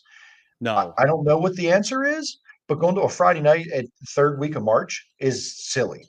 Yes. It's just silly, right? So there's night something there. In general until Port Royal hasn't had a race yet. We talk about racing too much. Port Royal's had one event, no sprint car races yet. We're almost in April. I don't know what the right answer is. I do believe there's teams that get burnt out on equipment. It's hard to get things rebuilt. It's hard to get engines mostly. It's hard to get redone. You really have to plan ahead and spend the money way ahead of time before you're ready to. There's a lot of things right now, and there, we've talked about this for the last year now about running too many races. We have too many races. At some point, you thin the crowd. Right, and I think I know we're talking 410s here. And everyone's excited to get their car out, whatever, knock the cobwebs out, whatever, sure. But you see it like BAPS had their opening of the week with the sportsmen and late models, and they didn't have a good turnout because those are budget classes. And 338s, it kind of helps that they're later, but you talk about a budget class, you can't start in February and run end in November. till November.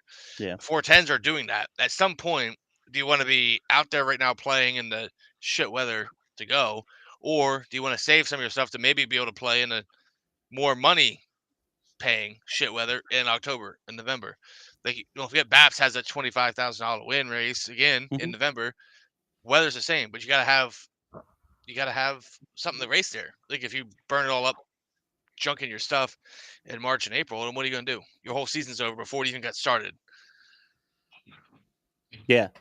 I mean, I think part of it too is just you lift the lid with the icebreaker, and then it's you schedule hoping that the weather is nice, because you know for sure if there was a 70-degree Friday or Saturday after they started the season, and we're like, why aren't we racing this weekend? Right.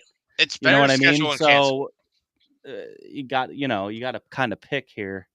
Do we race too much, or I get it, but like, what's the line though? Like, it's the wind chill is like 30 degrees Friday night. You have 100 fans there. About, you know what I mean? Right. Like, But here's the but box. if Williams Grove cancels that, they're getting knowing lit that up. They're going to get lit up. So it's by like everybody who wasn't going to go anyway. Right, exactly. It's like we've seen it over the last year since we've even started this thing. It doesn't matter as a racetrack. Whatever you do is wrong. Should opening It's day true, Williams though. Grove happen? Yeah. The sun was out, wind was blowing, it was cold as hell. They put the effort in. We get to see a race. Everyone's bitching about the track state. If they cancel on Friday because whatever, they all, yep, there she goes again. Cancel the races. Don't even give a damn anymore. We saw it at the port last year. Like, it's like, if scheduled a race this time of year, sure, but be okay to cancel them. And as fans, we have to be okay with when they do that. Of it. It's like we don't know think that's going there it's true. going to suck. I don't think that's true. I don't think you schedule them because you're setting yourself up for the criticism. If you can take it, that's fine. But if you feel like that criticism is keeping people from your racetrack, why would you schedule it at all if it's going to be iffy? I could have made the case they could have canceled both the last 2 weeks. Because you have to schedule it because you don't know the weather's iffy, because exactly what Jimmy said. But If you why are we schedule racing it, so then you early? get into it's a lot easier to cancel a race than it is to schedule one the week Yes. of. So you have these on the calendar, right? We're racing. I like If Aunt it's Babe. 70 and sunny, then it's glorious. But if you don't, Schedule them, but don't make them point shows, because I don't think. or do that. But does Danny and Freddie even show up then in these last 2 weeks? Yeah, they do, because it pays.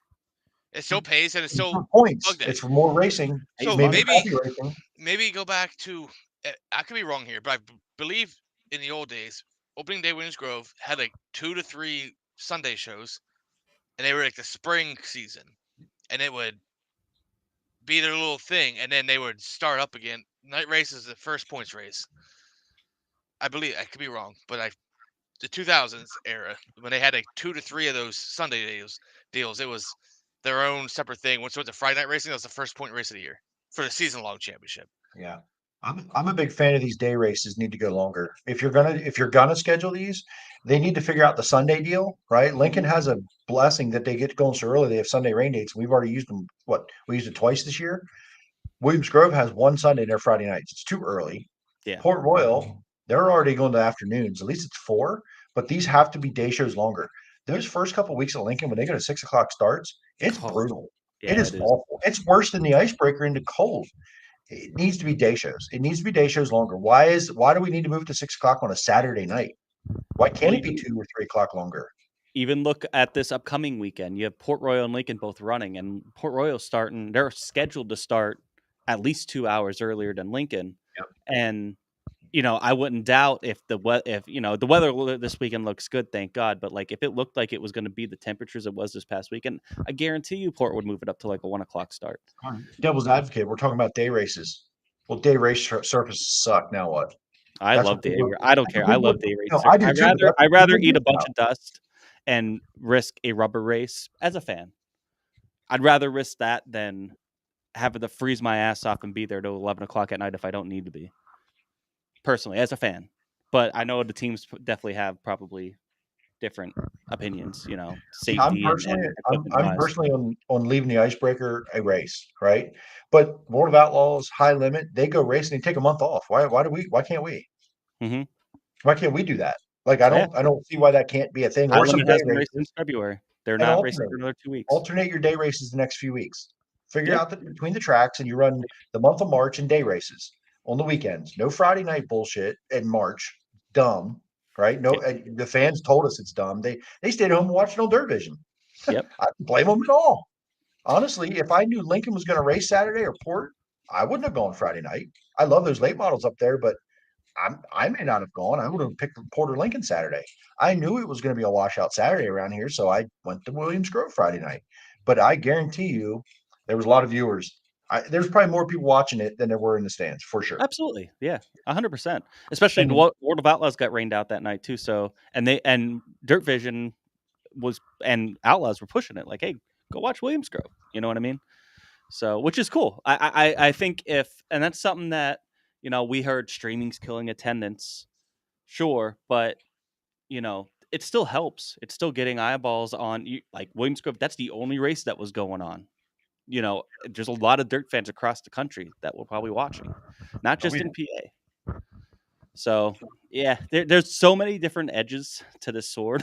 It's not just double edged. There's a lot of different aspects of it. So and I think we pretty much hit on that. Is you're not gonna tracks can't do whatever they do. They're gonna be wrong in some shape or form. Yeah. And it's only March, so we got a lot of shit to Oh go yeah, wrong this year. there's a lot of things to yell at tracks about from here until the end of the season. I'm sure. Very much. So yeah. Anything else from Williams Grove Friday night? I don't think so. I think we hit it all. So going to that, one other thing just to kind of cover hit quick was World of Outlaws on Saturday night at Kennedale Speedway. This one I fell asleep. Oh, same. I think the whole country fell asleep. Yeah. They had a lot of electrical issues. It was funny because they still seemingly had over an hour of daylight left, but they weren't going out on the track. I think they overwatered it, to be honest. It looked very sloppy, which probably didn't help either. But then the lights weren't coming on. They needed to bring a backup generator and other lights, portable lights to get it lit up. And then here you have the modifieds there, the support class running in the dark to keep people. They ran all their heat races in the dark basically, and they had they actually took some of the tow trucks and the push trucks and pointed their lights to the backstretch where it was the darkest, and they were running. And it was about at that point where I fell asleep because I'm like, I'm going to bed. Such a modified thing to do. Yeah, but I don't. They did. I mean, obviously they're a lot slower and it's safer for them, and a lot less of them, compared to. And they had 42 cars there at which was a great car count for the World of Outlaws. Yeah, it was awesome. But Carson Macedo leads all 35 laps, wins. David Gravel second, Arrow Reichel third, Brent Marks fifth. Good showing down there. Hard Charger was Sam Haverteep from 24th to 11th. That's really it. I mean, just I think it was more the drama before the races, there on that was noteworthy. Bill Rose winning the heat. Thank you, Tyler. That was one thing. I did see that. I did watch the heat races. Bill Rose winning a heat race, and they were in hurry up mode. So because they delayed it so late, so they didn't do a dash draw. They didn't do any interviews after heats. And it was like for the one time that Bill Rose wins. Bill Rose was in hurry up mode too. He was like, "Let's go." That's true. Bill Rose was on go mode. Good for him, man. That's awesome. And I heard awesome. I think I heard maybe the next day Tyler Courtney was in the pits helping him out. I think I saw that. Oh, I didn't know that. Saw Tyler maybe make a post that it was glad to help him out kind of thing. So Bill got his interview. He won the heat. They typically don't interview heat winners because they're going to interview them in the dash draw. They didn't do a dash draw, so they didn't interview him. And I saw an exchange on X. Do I have to call it X? I still want to call it Twitter, man. It's so weird. Yeah, but it was a conversation between who's the announcer? No, not no. It's Outlaws. Was Connor Wade? It was Connor Wade and somebody saying, "Oh, was it Blake Anderson maybe texting Connor Wade saying, you know what to do, go find Bill Rose," and they like went and interviewed him or something. So there were some like background things going on, and they got the interview done. It sounded like so. This is all shit I saw the next day because I woke up at like I don't even know what time in the morning, and the race was over and the music was playing, or it was like replaying, and I'm like, oh, guess I missed the race. So yeah, it was pretty cool. Bill Rose was trending on Twitter. How about that one? That was pretty wild. So I forgot something before we go. I'm guessing you're gonna transition to another topic. The second line at BAPS. What the hell was that about? The restart line. Yeah, the restart line, and then they put that other chalk line. Oh yeah. They made a restart zone basically that no one they didn't followed. have that.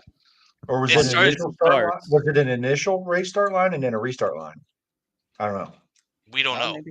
There was a line there, and they fired at the first line each time, but there was a second line coming out like almost on the straightaway. It's right where the guardrail ends, all four. They put another chalk line down there, made a little box that was way Anybody too knows big. That, and put it in our chat. You guys are smarter than us. I have no idea.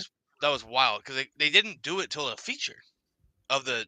And the restart of the feature, they didn't do it for the initial start. And then it stayed there the rest of the way. It was the weirdest thing, and they all fired as soon as they hit the first line. I think Elijah even went like 8 feet before the first line, but whatever. It was just doing BAPS things. I just remembered that Jimmy and I talked about that in the grandstand. All those white lines down. Tyler Walker's somewhere doing cartwheels, man. He's so excited. Yeah, I mean, Steph, it was probably right in front of where Steph is. It was just like it was just like wild. That just popped in my head again. Anyway, if there's still anybody watching this, if anybody knows, yeah, if there's still anybody watching. Also, well, you said before we transition and previewing this weekend, do want to give a shout out to a couple drivers. First of all, the Strickler family, both of their cars. If you noticed, on Sunday they had T2T and Jay-Z photography pictures on there, stickers on there. Jesus, stickers on the it was awesome. And also want to give a shout out. We missed this last week. Jake Moser, he is a late model driver, winner at Path Valley and BAPS. He went out of his way. He messaged us and wants to support local podcasts and stuff like that. And if you see him out, you'll see a Turn 2 Terrible sticker on there too. Really awesome of him to do that. Just out of his own will, just wanting to support, basically what we do and what others like us do. If you want to call us media, I don't know what you want to call us, but so cool by him. Definitely a really cool deal. So I want to thank him for doing that. Didn't have to do that, but we reached out and did that. So shout out to him. Jimmy, your biggest fans in the comments again. Who's that? Oh, I know. Jimmy's biggest troll. You never mind. I can't say it. We'll get right. So Tyler's racing roundup supports T2T. We support you, Tyler, and your racing roundup. Yes. I love what you do, and you know everything. So it was pretty cool to get to. It was quite a crew. It was us and Amp A, Austin Griffey, and Tyler would just sitting around bullshitting before we even went into the pits. It was a fun time getting to talk some stuff, with them and just have get to know each other and all that. So definitely a good time.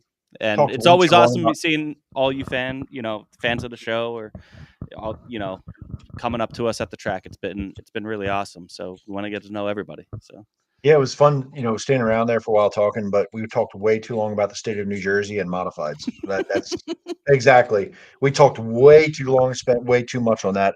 Listen, if I didn't have 3 beers, I wouldn't have stood there that long, but I was intrigued. So,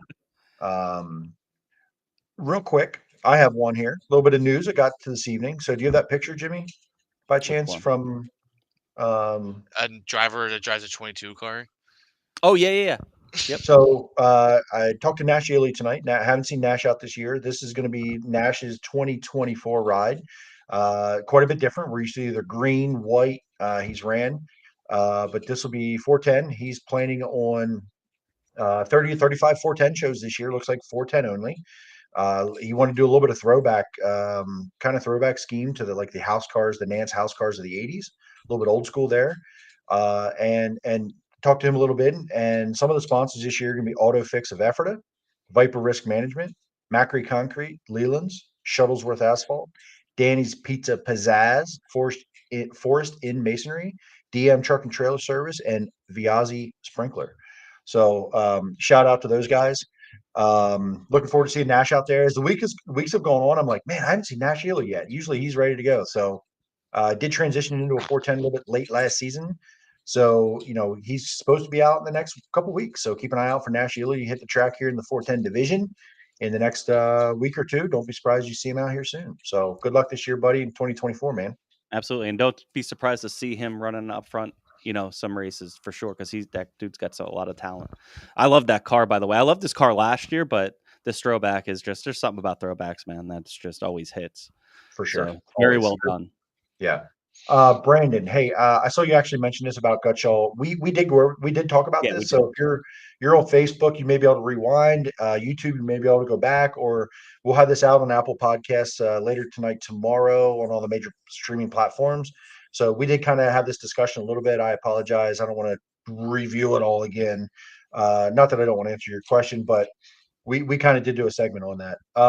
Steph, how chaotic is it in the pits before the races? We want to get pit passes one race, but we don't want to interrupt the drivers.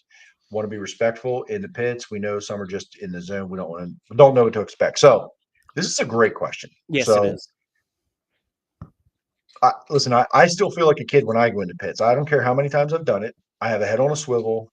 When cars start moving, I start leaving. So no matter how many times I've done it, no matter what I'm doing, when cars start to move through the pits, I'm out. I want to go find a seat. I'm going. So, Steph, if you're going to invest in a pit pass, my recommendation is get there when those pits open. Guys are getting unloaded. They're still in their jeans and their freaking shorts and hoodies and T-shirts. They're wandering around. They still might be busy doing whatever. That is the best time, in my opinion, is early. You're going to make it a long night if you got kids with you, because you're going to get there even earlier than you're expecting. My recommendation, if it's just adults and you don't know, I still would recommend doing that until you're comfortable when cars start moving, because whether you're at Lincoln, you're at Williams Grove, you're at Port Royal, things happen fast, and you do not want to be around when cars start moving and you don't know the flow and how things go. You just got to know it. So if you're taking any kids in there and they want to see race cars, they're going to not be paying attention, which is fine. It's fair. Go early before cars start moving. That's my recommendation. Get out of there before motor heat. Right, and that's exactly what I do. If I don't have a home base trailer to go to, as soon as cars start moving at the end of our T2 Live, same thing. Like my child Joey was with us, who's never been in the pits before. I had to watch out for push trucks and shit for him, but it gets chaos, and they're busy and they don't want to talk to you, and you don't really have a reason to be there. So it's just be smart. So I do I get there when the pit gates open, wander through, use common sense too. Like if you see them having their car tore apart, doing something, just watch.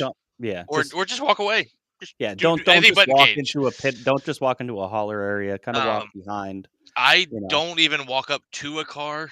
Like I'll always stand behind the car, unless I know them. If it's a Brett Perigo or like an Eric or Ryan Rutz, and they're my home base boxes. When I'm at those races, I go to those guys. I know they're okay with me coming up into their hauler and getting personal with them. Otherwise, even Coda, I won't go up near the front of their car. Like I'll stand behind the car until we're talking. Kyle Keene, same thing. So it's just kind of my thing. Once cars start moving, like Jeremy said, I'm migrating towards the grandstands and just letting them do their job, and I'll see them afterwards. Yeah. April, great comment. After drivers meeting, they call it a hot pit, and we ask fans with kids to find a seat. I agree 100%. That's about that time. After you got the drivers meeting, guys go get changed if they're not already. 15, 20 minutes later ish starts motor heat. That's the time to round up and head for your seats for the day. Or for the evening. So I agree completely. And then George, why don't you invite her on a pit walk? Hey, we will. You want to get into pits? We can plan that out. Get a hold of us, Steph. You know where to find us. We'd be happy to wander around the pits and do whatever and show the kids and We don't know everybody in the pits, but I think we know enough people that we could walk up and say hi, and the kids could check out the cars or whatever the case may be. So we certainly don't own a race car, none of us. But we were comfortable in there with a few guys, and we'd be happy to show you around. And also, I know Billy said it on here a couple weeks ago when he was on. After the races, they're more than willing after the races to, sit there, bullshit with you. I've seen one person who always does it at World of Outlaw races is Logan Sheward. I think he's putting 15 people let 15 people sit in his car like every single time after races. Yeah. There's a lot of teams that do that. Now it's kind of tough. Like yesterday when we were walking through after the 358 race, all the 410 teams were already gone. So there's that understandable aspect too. But that's usually, especially on like a Saturday night, a lot of 410 teams stick around after, and that's a great time to go too. But yeah, if you're gonna do that, go before motor heat, after drivers meeting. Like April said, it's a hot pit, and try to get out of the way. So, for sure. This upcoming weekend, you got Williams Grove. It looks weather. Knocking on wood. Looks fantastic. I'm not even looking at it. I'm not looking at it until like Thursday. Yeah, but it looks sunny and no chance of rain all weekend. You have Williams Grove Friday night, 410s and 358s, which is the best card in Central PA. So that'll be a good show. Lincoln is running on Saturday night, 410, 358. And then you also have Port Royal that's going to get their season opened, 410 super lates and limited lates. And then you also have BAPS also on Saturday night with their both sportsmen's. Racing for Outreach, Claire Finkenbinder program starts this Saturday. So it has wing sportsmen's and wingless there for their first race. Obviously, late models and extreme stocks too. But yeah, the Finkenbinder Racing for Outreach program starts Saturday. So that's going to be a cool deal that goes through them here all the way till October something. I keep forgetting that it's Easter this Sunday too. No racing Sunday. So, but yeah, it's going to look like a beautiful Easter weekend. Get out, see some racing. And the next time you see, Tyler, just wish Penn National is still around, run on Easter Sunday. Tyler and George should be best friends. I'm pretty sure they are each other's spirit animal. It's hey, Mr. Wood in the chat. Just start DMing each other. It'll be fun. Then I want to hear all about what you talk about. Absolutely, Brandon Easter egg hunt. I know for sure at BAPS on Saturday. I think just about every track's doing that. They're doing something for Easter, and I know racing. Seth is going to be there. Seth's going to probably go. He's going for a three-peat. He's already won 2, right? He's a big, I think so. Big time big wheel racer. Is he trying to get in like the 8-year-old class, or what's he doing there? I think he's going in the class that he can't beat me in a foot race class, so he's going to race the big wheel against the kids again. And I might be there Friday. It depends on my child and if she wants to see you. And I'm going to guess with probably not because you have a beard. Tyler said Hagerstown opener. Path Valley is racing as well. Grandview open practice on Saturday. Super dirt car at New Egypt, which is something we had a conversation on Saturday too, because we're like, why is everybody complaining about Bridgeport? We left Bridgeport running on Saturday. That they moved their race to Saturday with the modifieds, and it's like, well, Super dirt car was like, so. And they did a very good job of explaining it. So, thank you. You got me on that side a little bit. I like April's thing. Seth can come do the Easter egg hunt and then go win the big wheels race. He can do both. He's going to do the double. Seth doing the double, hunting Easter eggs and then whooping ass in some Hot Wheel or some big wheels. I will be at BAPS in time for that Easter egg hunt. I will not be hunting eggs, but I will be there. So. And Bridgeport is running on Saturday. They got it's like a 5-division show, obviously with two classes of modifieds. We taught Ant something. Put Ant on the screen because he's right. We finally taught him something. He finally listened. If you are in the area and you're going, let Alex Robinson, the announcer, know that you listen to Turn 2 Terribles and we told you to go. So, because he's always, if you're listening, what's up? And if you're not listening, then you know. BAPS limbo at intermission. I don't know what that means. I can't do no limbo, so I'm not part of this April. I'm not doing any of this. I won't be at BAPS on Saturday night because I'll be at Port for sure. Nothing. I will be. But you'll be excited. there, and if you do the limbo, somebody please get that on video. I will say That's this. going right in the intro. I'll say this: if the Ruts, either of the Ruts brothers, Eric or Ryan, and Brett Perigo, if they sweep tonight, we will do things that are whatever. You Yeah, scared? I'm scared. I'm not doing no limbo. I'm old. By the time we You're film talking next out week, here about doing foot races with Seth, and you won't do the oh, limbo? I'll beat Seth. It's not my fault he's slow. But a limbo, buddy. By the time we do a show next week, I'll be another year older. Like, piss off. I ain't doing. I Oh, won't that's get back true. up. I won't get back up, April. I'll be dead on the ground. Chris, we have a show on your birthday next Monday. Woo, jokes on me. Look at that. So we're gonna have a little birthday blowout. I'm hiring Aunt Bay to jump out of a birthday cake on the show at your house. What's it going to cost me? Priceless. Yeah. Griffey says he hears Anyway, excuses. if Seth, if you're still out there, I'm coming for your ass. Where are we racing? How's your Williams Grove bedtime? front stretch? We'll film it. Either way, Seth's going to lose me by at least 3 lanes. Got to race somewhere where it has a very long straightaway. And I want Williams to see you Grove, for guys sure. run the entire straight. Williams Grove front stretch, not from turn 4 to the start finish line. From turn the 4 bridge. to turn 1. That's what I want to see. Whatever. I'm in. I'll wreck him like I wrecked you, buddy. Wait, when's your birthday, Chris?